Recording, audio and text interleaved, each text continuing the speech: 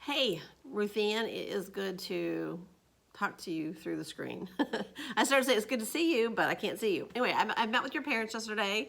I did meet with them. I guess you were there at parent or at open house before, so I had met them before. But anyway, we had a good conversation, and I'm gonna keep sending you these videos as I'm able to. So, yesterday's class was a short class.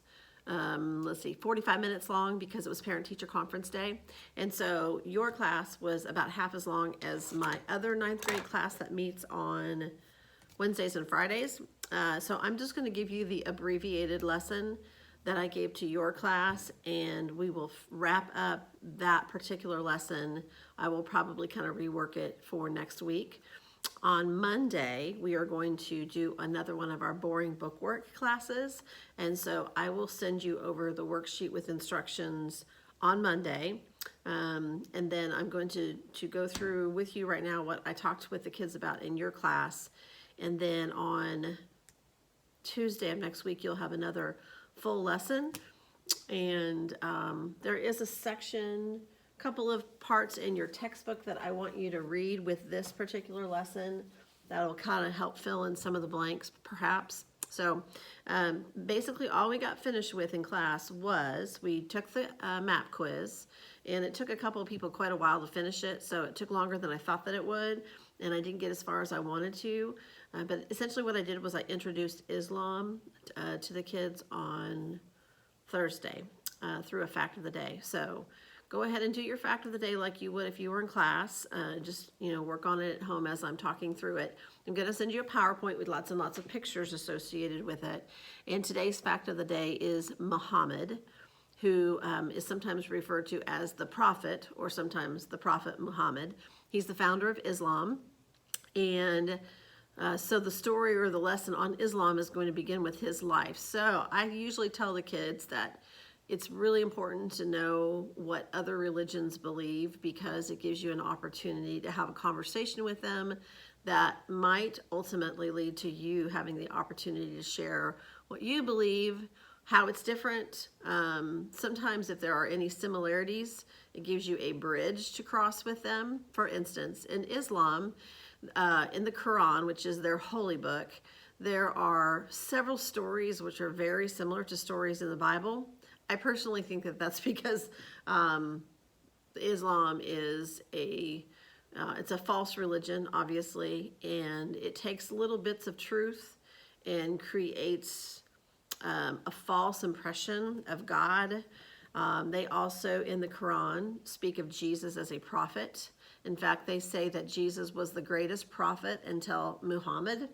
They don't believe Jesus is divine. They believe he was special and that he had a special message, but they don't believe he is divine.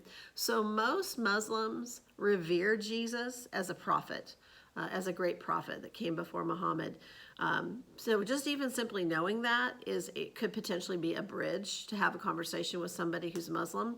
We don't have a huge Muslim population in Northwest Arkansas, but there are, at least that I'm aware of, 2 mosques.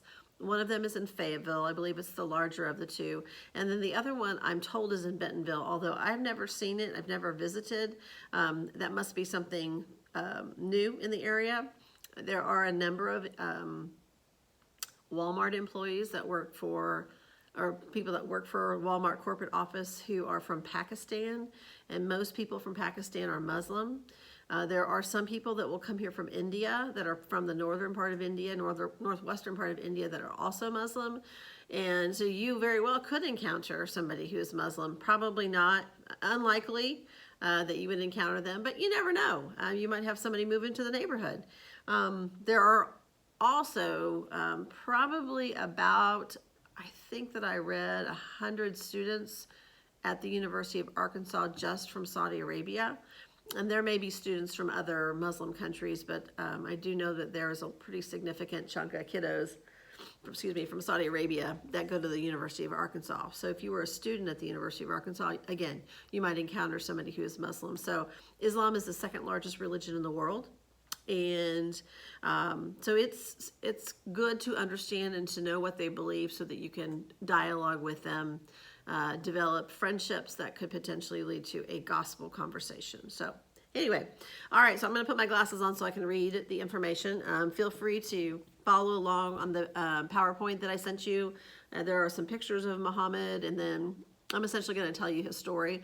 Now, I'm going to tell you his story the way that he tells his story.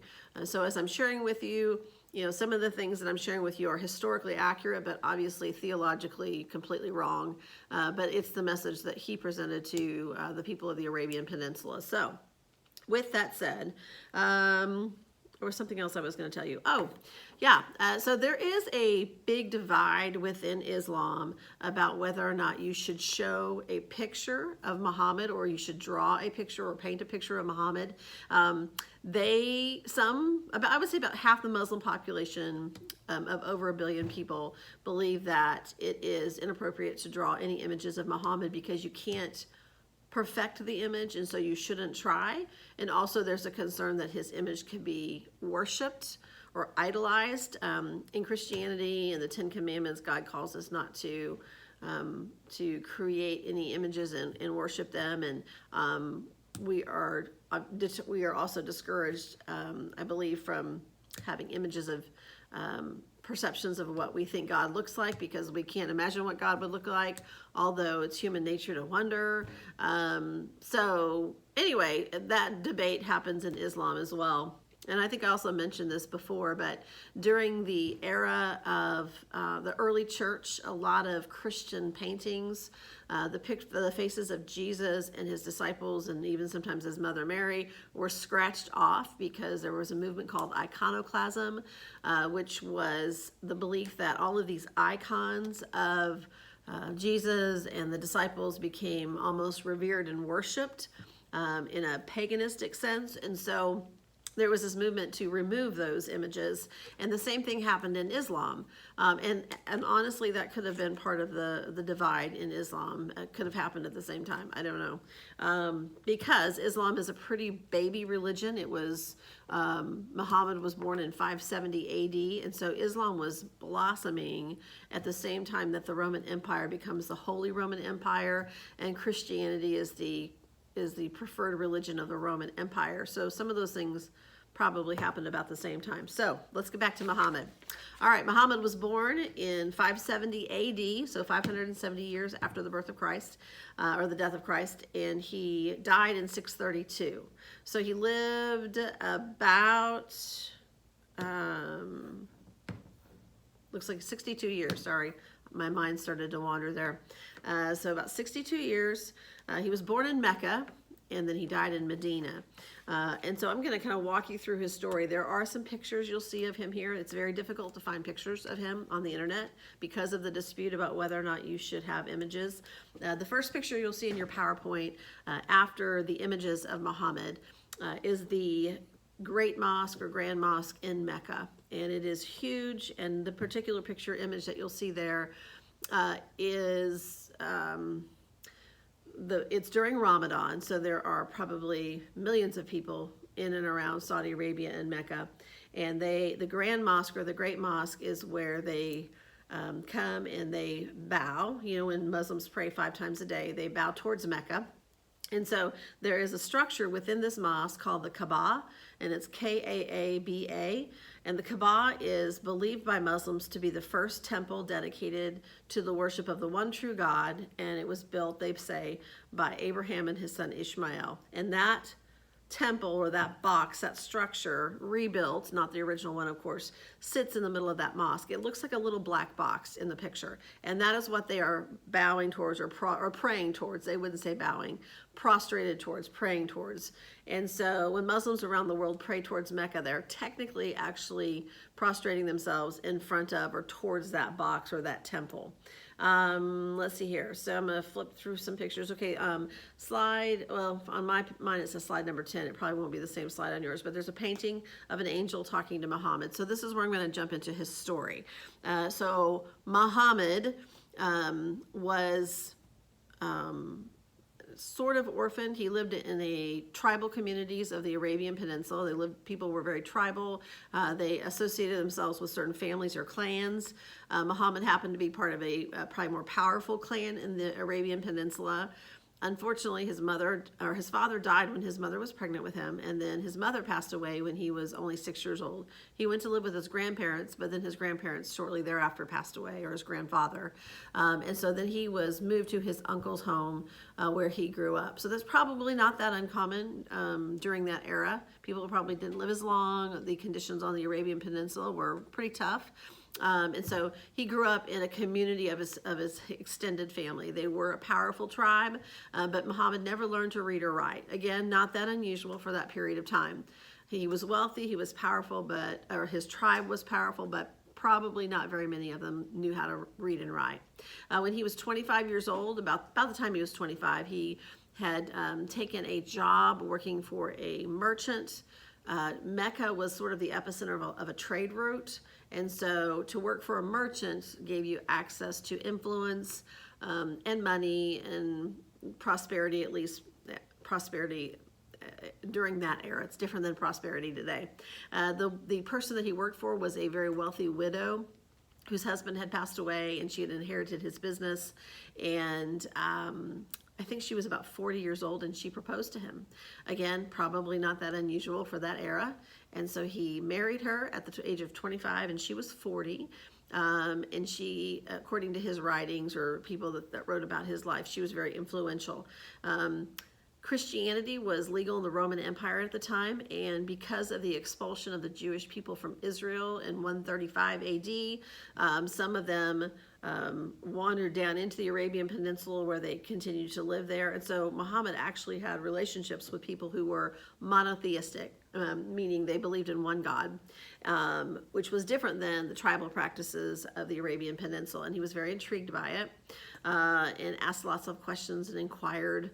And it was his custom at about the age of 40, he went up to the mountains around Mecca, and he would go into a cave. In particular, there was some cave that he enjoyed to meditate or pray in, I guess you could say that. And he began to have what he described as appearances or visions of an angel who called himself Gabriel, and that's what this picture in this slide is. And the angel said to him, "My name is Gabriel, and God has sent me to you to bring a message to you that he wants you to communicate with your people and with the world. And that message is there is only one God, and he is the only one you should worship. You should submit yourself to him." And Muhammad was startled by this initial revelation, and he talked to his wife about it, thought he was losing his mind, going crazy. And his wife said, "Oh, you might be a prophet. Keep going back to that cave." And so over the course of several weeks, several months, he continued to go and visit with the angel Gabriel. I personally think Gabriel was probably Satan disguised as an angel of light. I have a friend who was Muslim and converted to Christianity, and I asked him about this, if Muhammad was just a con artist or if he really saw something in that cave. And he believes, based upon the influence and power and the stronghold of Islam around the world, that he indeed did see something and hear something and talk to something, but it probably wasn't Gabriel, or it wasn't Gabriel. And probably, it was probably satanic. But anyway, Muhammad went back to his community, and he shared this with his community, and they rejected him, and they chased him out of town. And you'll see an image of, there's two paintings. One of them, Muhammad is being chased out of town, and you'll notice in that third picture of people, his face is scraped off. And so we're starting to enter that period of time where iconoclasm is taking root. And then from there, he traveled to Medina, where he established a new home. But when he got to Medina, he discovered that the people were willing to listen to his message. He spent several years there, and a following of people began to grow, and he began to amass much influence. The first mosque was in Medina. The call to prayer 5 times a day was developed in Medina. A lot of his doctrines were developed in Medina. And the tribes of Mecca became very intimidated and worried, and so they essentially raised an army and went to war with Muhammad and his followers. And so a desert war ensued for a couple of years, and ultimately Muhammad and his people prevailed. They say he had an army of over 1,000, and it continued to grow. And then eventually he went back down to Mecca, where he conquered Mecca, and Come on in. I'm recording a video for a student. Have a seat. I'm like 2 minutes away. I'm almost done. And then let's see here. I have parent-teacher conferences. You can come in. And so they're coming in. So I'm going to finish this up. But he conquered Mecca. And so Mecca is the established place of his birth, and that's where Muslims go for Ramadan. Ultimately, he married multiple times. It's hard to get true information about him because it's very dangerous to publish things that are contrary, but he had multiple wives. Many of them were way younger than they should have been. I'll just leave it at that. And the custom of marrying 4 women or no more than 4 women was not truly followed by him, but again, custom during that time for them to take care of widows and orphans in their area. So ultimately, he passed away in 632, and then next week we're going to talk about where it went from there and how it became this dominating religion in that part of the world. So anyway, enjoy that. Write your 6 facts. And then I will give you instructions for your boring book work, and then also the additional reading I want you to do prior to Monday. So talk to you later. Bye.